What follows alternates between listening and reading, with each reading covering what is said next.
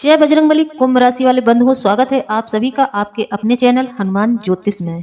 मेरे प्रिय भाई बंधुओं, हृदय से अभिनंदन है आप सभी का आज के इस ज्योतिष से भरे कार्यक्रम में। तो बंधुओं, निवेदन है आप लोगों से वीडियो पूरा देखें, आधा अधूरा वीडियो बिल्कुल न देखें। हम यहाँ आपको जो भी जानकारी देते हैं प्रमाणित देते हैं, यूं ही उल्टा सीधा आपको हम कुछ नहीं बताते हैं। जो भी बताते हैं शास्त्रों से जुड़ा हुआ बताते हैं, जो भी बताते हैं वह एकदम सत्य बताते हैं। काल्पनिक यहाँ कुछ भी नहीं होता है, जो हकीकत है वही हम आपको बताते हैं। सच्चा मार्गदर्शन करना हमारा उद्देश्य है। आप लोगों को किसी भी तरह के भटकाव की स्थिति में रखना हमारा उद्देश्य बिल्कुल नहीं है। हम चाहते हैं कि आप लोग हर एक ज्ञान को हासिल करें और आप अपने जीवन में इन सब ज्ञान भरी बातों को उतारें, जिससे कि आपका जीवन एकदम से बदल जाए, जीवन में परिवर्तन आ जाए। बंधुओं, आप सभी जानते हैं कि एक गुरु व्यक्ति का जीवन बदल देता है। एक माता पिता यदि संस्कार देते हैं तो बच्चों का पूरा जीवन बदल जाता है, लेकिन इसके लिए माता पिता को थोड़ी सी मेहनत करनी पड़ेगी, तभी वह बच्चों को अच्छे संस्कार देने में सक्षम रहेंगे। यदि माता पिता में खुद में संस्कार नहीं है तो वह बच्चों को संस्कार कभी नहीं दे पाएंगे।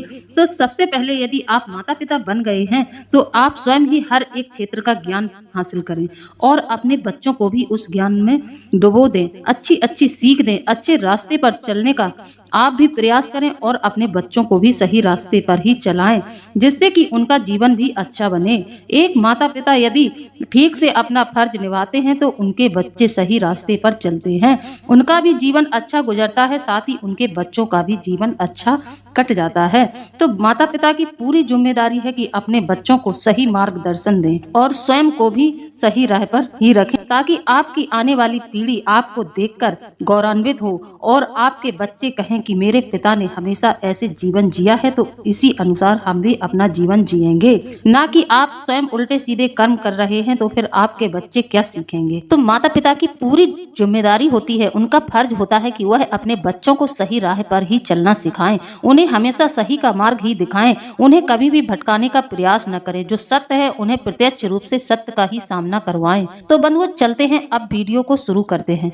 तो बंधुओं, आपके घर में घूम रही है एक प्रेत आत्मा। जी हाँ, यह आत्मा आपके घर में घूम रही है। जब आप लोग रात्रि में शयन करते हैं तब यह आत्मा आपके घर में सुनसान घर में घूमती है और इस आत्मा के घूमने के आपको आभास भी होते हैं। यह आपके ही घर का एक सदस्य है जो आत्महत्या करके उसने अपनी जान दे दी थी। आज भी उसको मुक्ति नहीं मिली है और यह रात्रि में आपके घर में ही भटकता है और इसको आपसे एक चीज चाहिए। यह एक चीज आपसे मांग रहा है, तो आप यदि इसकी मांग को पूरा कर देते हैं तो आपके घर में सब कुछ कुशल मंगल होगा। बंधुओं, जैसा कि आप जानते हैं कि आपके जीवन में जितनी भी परेशानियां हैं सब इसी आत्मा की वजह से हैं। यह बहुत ही उग्र और अशांत आत्मा है जो भटक रही है। जितने भी कर्ज, परेशानी, संकट जितने भी आपके जीवन में आ रहे हैं सब इसी आत्मा की वजह से आ रहे हैं। तो अब आपको इस आत्मा की शांति के लिए कुछ न कुछ इसके लिए जरूर करना पड़ेगा। यह जो मांग रही है यह इसको जरूर देना पड़ेगा। एक भटकती हुई आत्मा को कैसे शांत करते हैं यह आप नहीं जानते हैं तो हमारे वीडियो के माध्यम से जान जाएंगे। बंधुओं, होता क्या है, जब कोई व्यक्ति आत्महत्या कर लेता है तो आत्महत्या करने वालों की भी कोई इच्छा अधूरी रह जाती है, जिस कारण से वह अपने जीवन को खत्म करने का निर्णय लेते हैं। इन्हीं कारणों से ऐसे लोगों की आत्मा को ना तो तुरंत मोक्ष मिलता है और ना ही नया शरीर। ऐसी आत्मा भूत प्रेत या पिशाच योनि के रूप में भटकती रहती हैं और सबसे पहले यह आत्मा अपने ही परिवार के सदस्यों को परेशान करती हैं। जैसा कि कई लोगों के मुख से आपने सुना होगा कि आज हमें अपने सपने में अपने पूर्वज दिखाई दिए। पूर्वजों का दिखाई कभी भी शुभ नहीं होता है, पूर्वजों का दिखाई देना कभी भी शुभ नहीं माना जाता है। इसका सीधा अर्थ यह है कि वह भटक रहे हैं, उनकी आत्मा को शांति नहीं मिली है, वह अशांत है। यदि आपको आपके घर में आपके पूर्वज या फिर आपके घर का कोई जवान सदस्य है जिसकी मृत्यु हो गई है, अकाल मृत्यु हो गई है, वह आपको स्वप्न के माध्यम से दिखाई देता है तो आप समझ जाना कि यह भटक रहा है। इसकी आत्मा की शांति के लिए आपको कुछ करना चाहिए, नहीं तो यह आपको बहुत नुकसान देगा। आपके जीवन में तरह तरह की परेशानियां देंगे, क्योंकि यह पूर्वज नहीं, यह प्रेत बन जाते हैं। जो स्वप्न के माध्यम से दिखाई दे जाएं, समझ लो वह प्रेत योनि में भटक रहे हैं। उनके लिए आपको कुछ न कुछ जरूर करना चाहिए। तो बंधुओं, जिन लोगों की मौत अकाल मृत्यु या आत्महत्या के कारण होती है उनकी आत्मा भटकती रहती है। गरुड़ पुराण में कुछ ऐसे उपायों के बारे में भी बताया गया है जिससे आत्मा को मोक्ष प्राप्त होता है। मृत्यु अटल सत्य है और जिस व्यक्ति का जन्म धरती पर हुआ है उसकी मृत्यु होना भी तय है। नियति का ऐसा कुछ खेल होता है कि जो जन्मा है वह एक दिन उसका अंत भी होगा। लेकिन जिनकी मृत्यु प्राकृतिक रूप से होती है उनकी आत्मा को सद्गति प्राप्त नहीं होती है। ऐसे लोग जिनकी अकाल मृत्यु होती है या फिर ऐसे लोग जो आत्महत्या करते हैं उनकी आत्मा भटकती रहती है, क्योंकि शास्त्रों में जीवन के प्रति किए गए अपराध को भगवान का अपमान करना बताया गया है। इसलिए इस बात का ध्यान रखें कि जो लोग किसी भी समस्या के कारण यह सोचकर आत्महत्या करते हैं या जीवन को खतरे में डालते हैं उन्हें जीवन में चल रही समस्याओं की हलचल से छुटकारा मिल जाएगा, तो उनकी यह सोच बिल्कुल गलत है। जैसा कि बंधुओं आप सभी जानते हैं, गरुड़ पुराण में बताया गया है कि जो लोग आत्महत्या करने या किसी भी तरह से जीवन को खतरे में डालने का अपराध करते हैं मृत्यु के बाद ऐसी आत्मा को शांति नहीं मिलती है। इतनी ही नहीं, ऐसे लोगों की आत्मा एक बुरी दशा में पहुंचती है। उसे ना ही नरक मिलता है और ना ही स्वर्ग मिलता है। ऐसे लोगों की आत्मा बीच में ही रह जाती है और यह पृथ्वी लोक पर ही घूमती रहती है। खासकर अपने परिवार जनों को यह प्रताड़ित करने लगती है, अपने परिवार के सदस्यों को ही परेशान करने लगती है। गरुड़ पुराण के अनुसार बीच लोक का अर्थ यह होता है कि अकाल मृत्यु या आत्महत्या करने वालों की आत्मा को तब तक दूसरे शरीर में जन्म नहीं मिलता जब तक वह प्रभु द्वारा निर्धारित अपने समय चक्र को पार न कर ले। तो बंधुओं कार्यक्रम में आगे बढ़े इससे पहले आप लोगों से अनुरोध है कि चैनल को सब्सक्राइब जरूर कर लें और कमेंट के माध्यम से बजरंगबली का आभार व्यक्त जरूर करें। पूरी श्रद्धा भाव से कमेंट में 3 बार जय बजरंगबली लिखकर जरूर भेज दें। मेरी आपसे यह प्रार्थना है कि यदि आप इस चैनल से जुड़े हैं, इस चैनल पर आपने कार्यक्रम को देखा है, तो फिर बजरंगबली का आभार व्यक्त जरूर कर लें। बंधुओं इसमें बिल्कुल भी बेईमानी न करें, पूरी ईमानदारी श्रद्धा भाव से बजरंगबली लिखकर कमेंट के माध्यम से जरूर भेजें।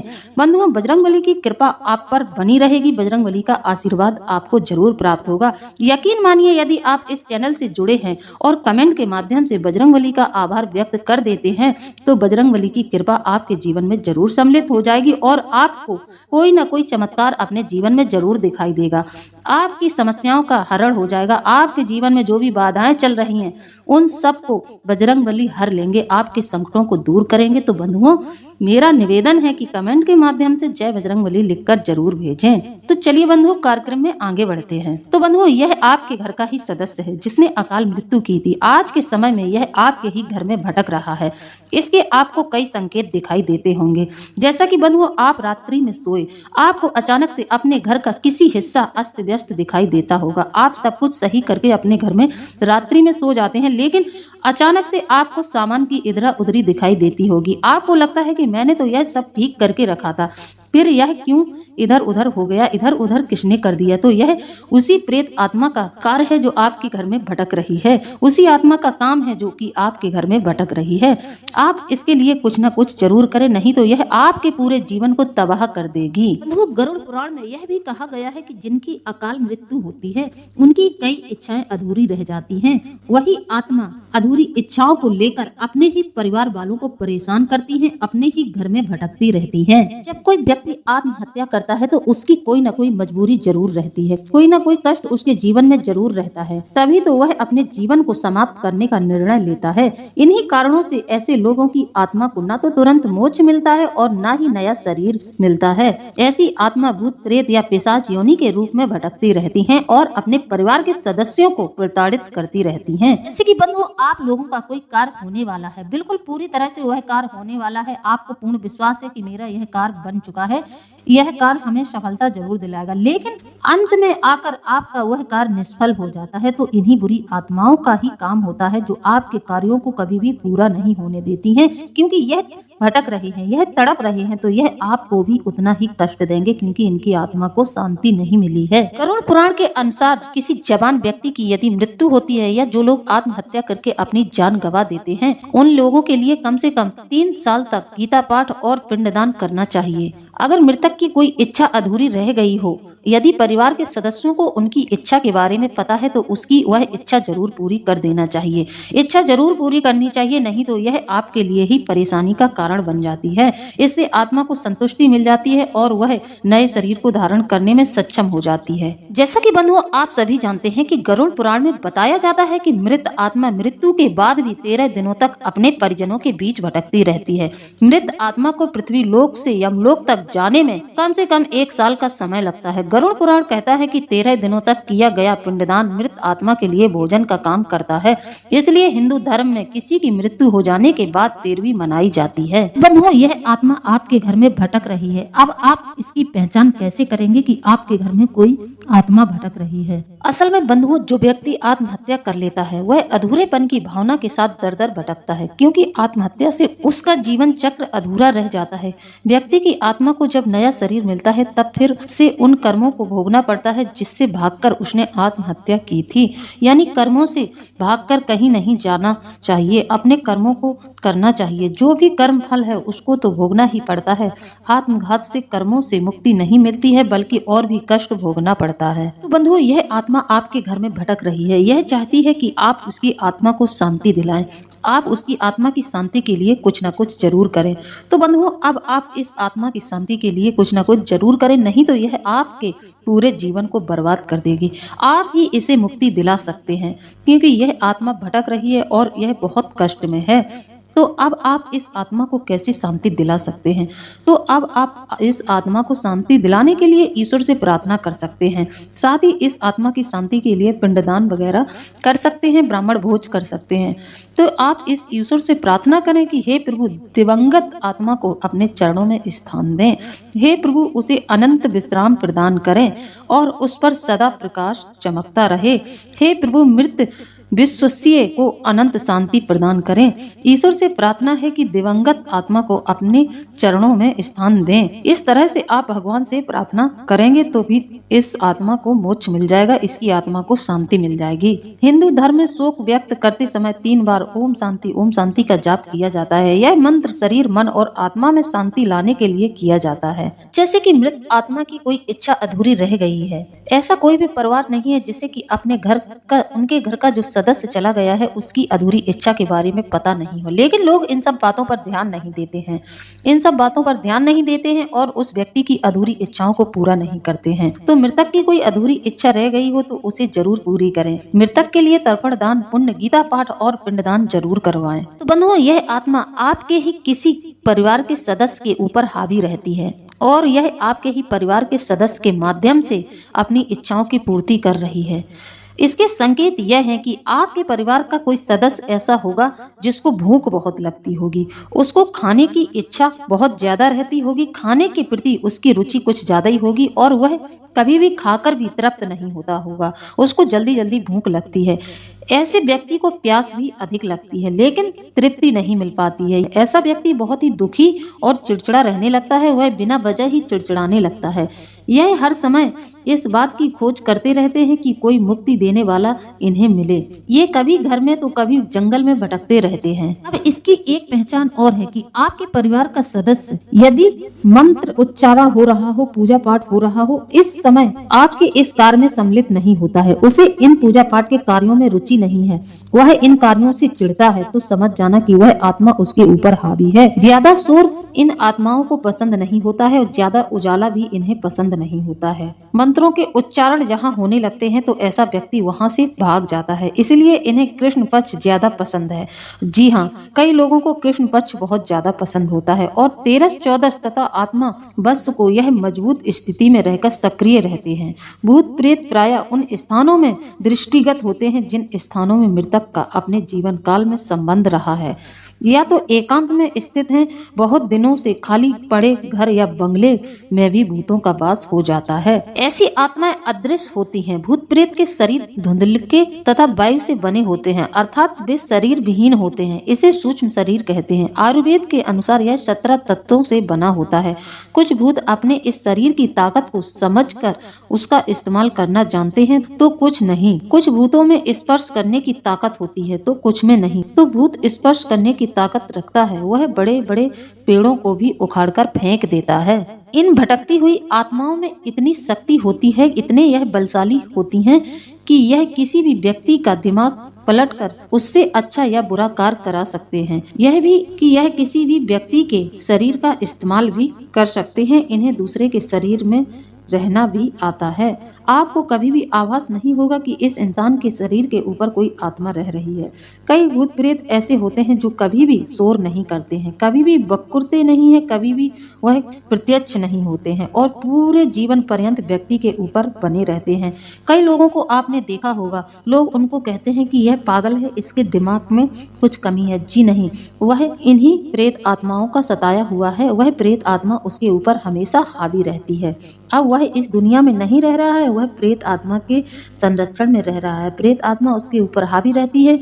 उसकी हरकतें पागलों की तरह होती हैं, जैसे कि अपने आप बड़बड़ाना, ज्यादा खाना और घर में ज्यादा समय तक नहीं रहना, इधर उधर भटकते रहना, सुनसान जगहों पर जाना और किसी भी गंदी जगह पर बैठ जाना। ऐसे लक्षण होते हैं जिस व्यक्ति के अंदर भूत प्रेत की आत्मा बस जाती है। भूत में सुख दुख अनुभव करने की क्षमता अवश्य होती है, क्योंकि उनके बाह्यकरण में वायु तथा आकाश और अंतःकरण में मन, बुद्धि और चित्त संज्ञा शून्य होती है। इसलिए यह केवल सुख दुख का ही अनुभव कर सकते हैं। अच्छे और बुरे स्वभाव की आत्माएं ऐसे लोगों की तलाश करती हैं जो उनकी वासनाओं की पूर्ति कर सकता है। बुरी आत्माएं उन लोगों को तलाश करती हैं जो कुकर्मी, अधर्मी, वासनामय जीवन जीने वाले लोग हैं। फिर वह आत्माएं उन लोगों के गुण, धर्म, स्वभाव के अनुसार अपनी इच्छाओं की पूर्ति करती हैं। हमारे पास अब ऐसे कई कमेंट आते हैं जिनमें लोग बताते हैं कि उन्हें अपने घर से कई लोगों की आवाजें सुनाई देती हैं। उनके घर में वह अपने मकान को बेचना चाहते हैं, लेकिन वह मकान बेच नहीं रहा है। उसके पीछे किसी अतृप्त आत्मा का हाथ होता है जो नहीं चाहती है कि मकान का यह हिस्सा बिके, यह घर बिके। इस स्थान से उस आत्मा का संपर्क जरूर होता है। वह आत्मा कभी नहीं चाहती है कि उसका यह घर कोई ले। जैसे कि आपने देखा होगा बंधुओं, कोई अच्छा व्यक्ति होता है, अचानक से वह कुकर्म में पड़ जाता है, उनकी प्रवृत्ति कुकर्म वाली हो जाती है। सत्कर्मों आदि के लोग होते हैं, उसी के अनुरूप आत्मा उनमें प्रवेश करती है। जो लोग सत्कर्म करते हैं तो एक अच्छी आत्मा उनके अंदर प्रवेश करती है। जब अच्छी आत्मा प्रवेश करती है तो लोगों के जीवन में एकदम से परिवर्तन आ जाता है, और जब बुरी आत्मा व्यक्ति के जीवन में प्रवेश कर जाती है, व्यक्ति के अंदर प्रवेश कर जाती है, तो उनके जीवन में भी बुरा परिवर्तन देखने को मिलता है। वह अच्छी राह से भटक जाएगा, उल्टे सीधे कर्मों को करने लगेगा और किसी का भी मान सम्मान नहीं करेगा, खासकर अपने घर के बड़ों का बहुत ज्यादा अपमान करने लगेगा। और यह आत्माएं पूरे जीवन उनके शरीर में ही बनी रहती हैं, उनके शरीर के माध्यम से ही अपनी इच्छाओं की पूर्ति करती रहती हैं और व्यक्ति को कभी भी इस बात का पता नहीं चलता है। अच्छी आत्माएं अच्छे कर्म करने वालों के माध्यम से तृप्त होकर उसे भी तृप्त करती हैं, और बुरी आत्माएं बुरे कर्म करने वालों के माध्यम से तृप्त होकर उसे बुराई के लिए प्रेरित करती हैं। इसलिए धर्म अनुसार अच्छे कर्म के अलावा धार्मिकता और ईश्वर भक्ति होना बहुत जरूरी है, तभी आप दोनों ही प्रकार की आत्माओं से बचे रहेंगे। तो क्या आप जानते हैं, इन आत्माओं के चक्र में वही लोग फंसते हैं जो धर्म के नियम अनुसार, जो लोग तिथि और पवित्रता को नहीं मानते हैं, जो ईश्वर, देवता और गुरु का अपमान करते हैं और जो पाप कर्म में ही हमेशा लिप्त रहते हैं। ऐसे लोग बहुत जल्द ही भूत प्रेतों के चुंगल में आ सकते हैं। इन लोगों पर बुरी आत्माएं तुरंत ही हावी हो जाती हैं। इनमें से कुछ लोगों को पता ही नहीं चल पाता कि उन पर कोई आत्मा शासन कर रही है, कोई भूत है। जिन लोगों की मानसिक शक्ति बहुत कमजोर होती है, उन पर ये भूत प्रेत सीधे शासन करने लगते हैं। जो लोग रात्रि के कर्म और अनुष्ठान करते हैं और जो निशाचरी हैं, वह आसानी से भूत प्रेतों के शिकार बन जाते हैं। हिंदू धर्म के अनुसार किसी भी प्रकार का धार्मिक और मांगलिक कार्य रात्रि में नहीं किया जाना चाहिए। रात्रि के कर्म करने वाले भूत, पिशाच, राक्षस और प्रेत योनि के होते हैं। तो अब बात करते हैं उपाय की। तो बंधुओं, भूत प्रेतों से भटकती हुई आत्माओं से बचने के लिए हमारे शास्त्रों में कई उपाय बताए गए हैं।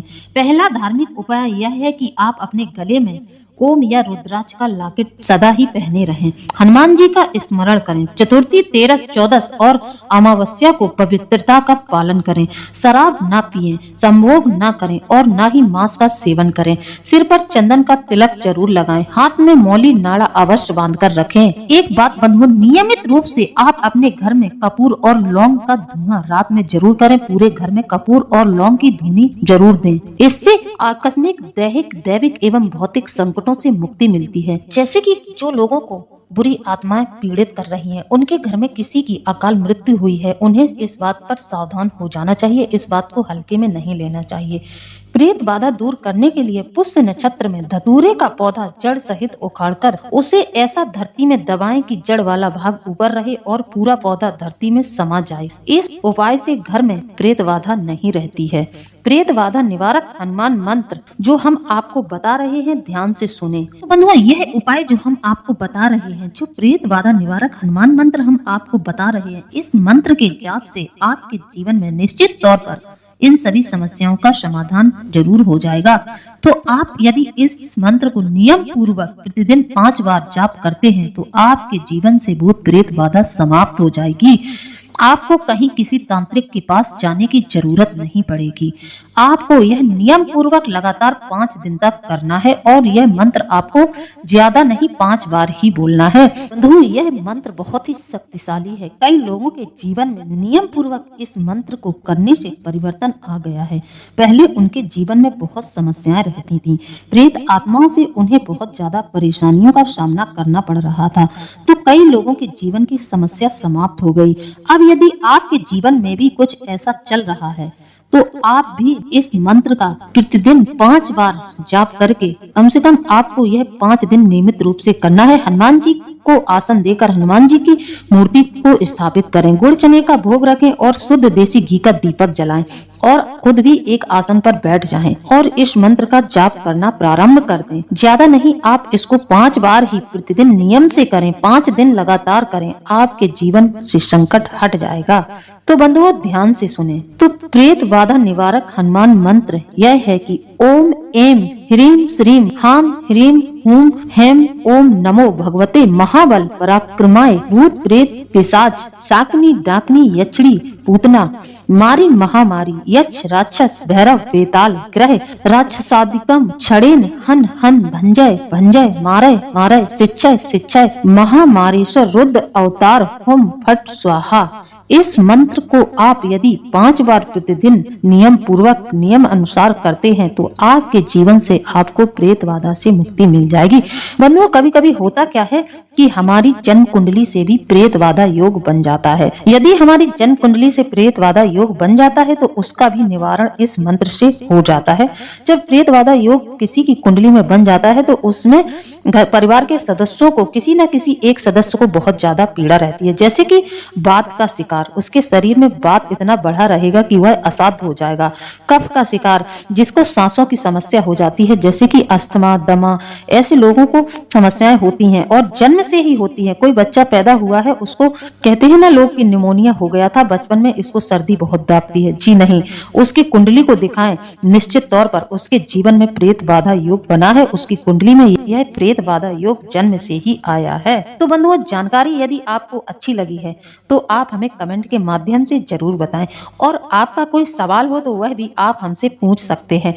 हमारे यहाँ से आपके हर सवाल का जवाब दिया जाएगा, आपकी हर एक समस्या का समाधान निकाला जाएगा। साथ ही अपनी कुंडली का विश्लेषण कराने के लिए संपर्क जरूर करें, नंबर हम आपको स्क्रीन पर भेज देंगे। हमारे यहाँ एकदम सटीक भविष्यवाणी, पूरे 5 सालों की सटीक भविष्यवाणी 200 पेज की कुंडली आपके यहाँ भिजवा दी जाएगी। तो बंधुओं, इसी के साथ अब हम वीडियो को समाप्त करते हैं। मिलते हैं अगले ज्ञानवर्धक वीडियो में। जय बजरंगबली, जय बाबा भोलेनाथ, धन्यवाद।